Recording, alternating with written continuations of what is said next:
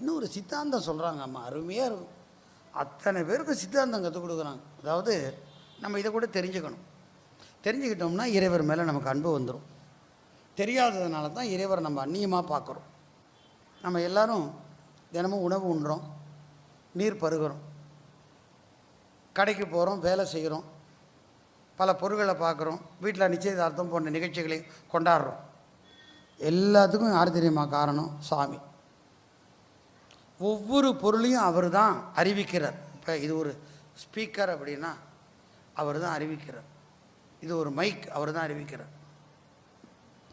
இதை கையில் பிடிக்கிறேன்ல, நான் பிடிக்கிறதுக்கு முந்தி சாமி தான் முதல்ல பிடிக்கிறார். அவர் பிடிச்ச பிறகு தான் என்னால் பிடிக்க முடியுது. நான் பேசுகிறேன், நான் பேசுறதுக்கு முந்தி சாமி பேசுகிறார். நீங்கள் கேட்குறீங்க, நீங்கள் கேட்குறதுக்கு முந்தி சாமி கேட்குறார். இதை தான் சித்தாந்தத்தில் என்ன சொல்லுவாங்க? காட்டும் உதவி காணும் உதவிம்பாங்க. இந்த காட்டும் உதவிங்கிறது பொருட்களை அறிவிக்க செய்யும் உதவி. இதப்பா, இது ஒரு டப்பா, இது ஒரு கடிகாரம், இது ஒரு மைக், இது காட்டும் உதவி. காணும் உதவி காட்டின உடனே உயிரால் புரிஞ்சுக்க முடியாது, பார்த்து புரிஞ்சுக்கணும். அப்போ உயிரோடு இருந்து தான் உயிர் அறிவதற்கு முன்பு அதை அறிந்து அப்புறம் அதை காணும் வண்ணம் செய்கிறாரே, அந்த உதவி எப்பேற்பட்ட உதவி நல்லா நினச்சி பாருங்கள். வேறொரு கோணத்தில் சொல்கிறேன். இப்போ எனக்கு ஒரு ஜுரம் வந்து படுத்து கிடக்குன்னு வச்சுக்கோங்களேன். நான் துன்பப்படுறேன் காய்ச்சலில். எனக்கு முந்தி அந்த துன்பத்தை அனுபவிக்கிறது சாமி தான். அவர் அனுபவித்த பிறகு தான் என்னை அனுபவிக்க வைப்பார். இப்படி கவனிச்சிங்கன்னா நாம் எந்த செயலில் ஈடுபட்டாலும், உயர்வாக இருக்கலாம் தாழ்வாக இருக்கலாம், எந்த செயலில் ஈடுபட்டாலும் அதை முதல்ல செய்கிறவர் சாமி. அவர் செஞ்ச பிறகு தான் நம்ம செய்ய முடியும். அதுக்கு என்ன பண்ணணும்? நம்மோடு அவர் ஒன்றாகவும் இருக்கணும். ஒன்றாக இருந்து உயிர் நிலைபெறச் செய்வார். வேறாக இருந்து அறிவிப்பார். உடனாக இருந்து அறிந்து கூட வருவார். இது அம்மா சொல்கிறாங்க.